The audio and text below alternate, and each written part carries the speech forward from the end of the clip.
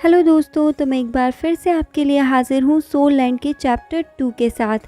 तो दोस्तों, अगर अभी तक आपने चैनल को सब्सक्राइब नहीं किया है तो सबसे पहले आप जाकर चैनल को सब्सक्राइब कर लीजिए और बेल आइकन को भी प्रेस कर लीजिए, क्योंकि अब आपको इस चैनल पर सोल लैंड चैप्टर 2 के सभी एक्सप्लेनेशंस मिलने वाले हैं। तो दोस्तों, अब ज़्यादा देर ना करते हुए सोल लैंड चैप्टर 2 की शुरुआत करते हैं।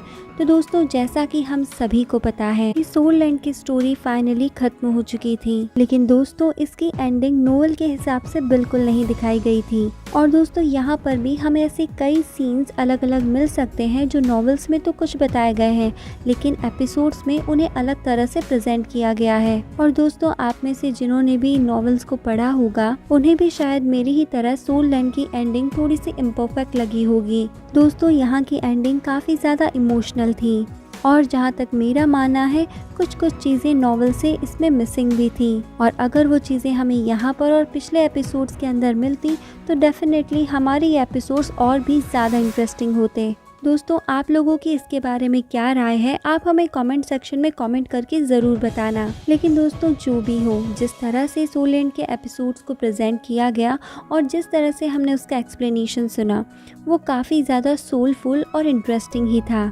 और दोस्तों, जहाँ सवाल आता है सोल लैंड के चैप्टर 2 के बारे में, तो उसकी स्टार्टिंग भी बड़ी ही धूमधाम से होने वाली है। और दोस्तों, अगर आप चाहते हो कि आप उसमें से एक भी पार्ट को मिस ना करो तो आप चैनल को सब्सक्राइब करना तो बिल्कुल मत भूलना। अब दोस्तों, चलते हैं स्टोरी की तरफ। तो हमें पता चलता है कि सोल लैंड के चैप्टर 2 की शुरुआत जहाँ पे सोल लैंड चैप्टर 1 एंड हुआ था वहीं से होती है। दोस्तों, थोड़ा तो आपको भी याद होगा कि वहाँ तांग शेन ने अपनी नई जर्नी की शुरुआत कर ली थी। हमने ये भी जान लिया था कि तांग शेन ने अपने विलेज की नई स्टार्टिंग भी कर दी थी और अपने विलेज का नाम रखा था डिवाइन स्पिरिट विलेज। और दोस्तों, यही तांग शेन का हॉली विलेज था और यहीं से सोल लैंड के चैप्टर 2 की मेन स्टोरी शुरू होती है। और इसका जो मेन लीडर है उसका नाम यू हाओ बताया जा रहा है। और दोस्तों, तांग शेन इस विलेज में अब एक देवता बन चुका है और अब वो इंसानों के बीच में नहीं रह सकता है। और दोस्तों, हमने जब लास्ट सोल लैंड के चैप्टर 1 की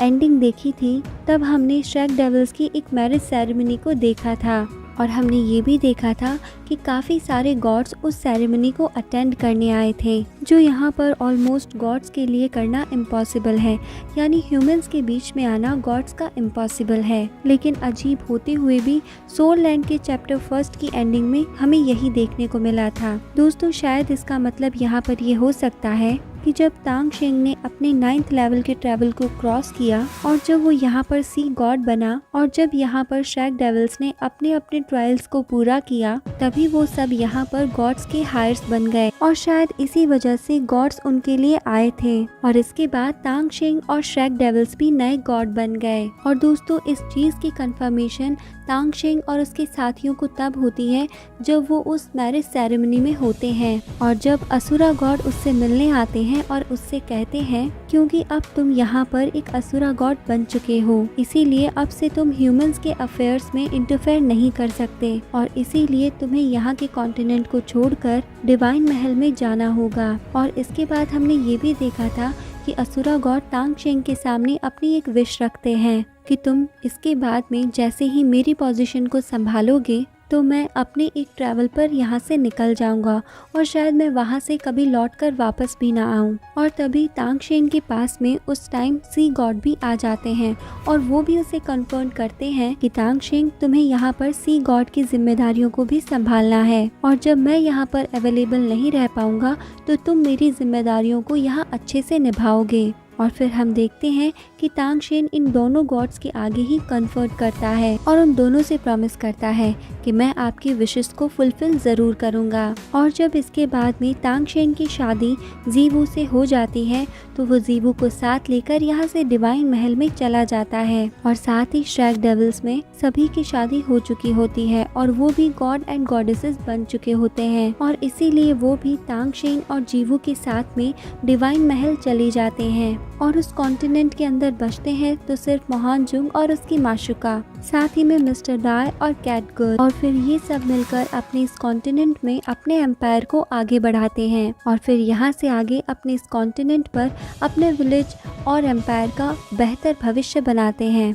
और दोस्तों हमारे आगे की कहानी यहीं से कंटिन्यू होती है, यानी 10,000 साल बाद इस कॉन्टिनेंट में एक नया वारिस जन्म लेता है। और दोस्तों यही इस कहानी और इस कॉन्टिनेंट की पूरी कहानी को बदलने के लिए आ रहा है। और दोस्तों ये मिस्टर दाई का एंटीसीडेंट होता है और दोस्तों इसका नाम होता है क्यू हुआओ। और दोस्तों यही हमारे सोल लैंड के चैप्टर 2 का मेन और लीड कैरेक्टर बनने वाला है।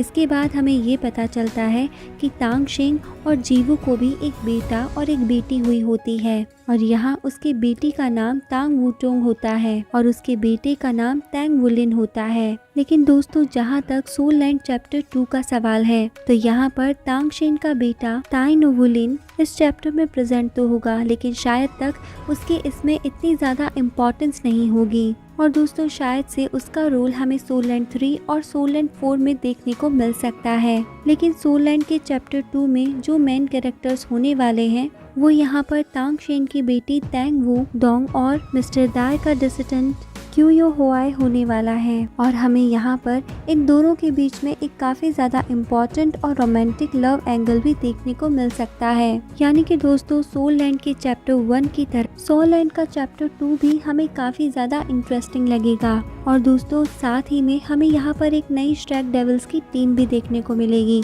और इस टीम में होंगे 5 मेंबर्स और हमें इसके अंदर मान जुंग का भी एक डिसिडेंट देखने को मिलेगा। और दोस्तों साथ ही में यहाँ पर हमें ऑस्कर का भी एक वारिस देखने को मिलेगा और वो यहाँ पर कुछ ऐसी पावर्स को रिलीज करेगा जो सिर्फ उसकी मॉम और डैड के पास थी और इन्हीं की वजह से ये स्टोरी बहुत ज़्यादा इंटरेस्टिंग बनेगी।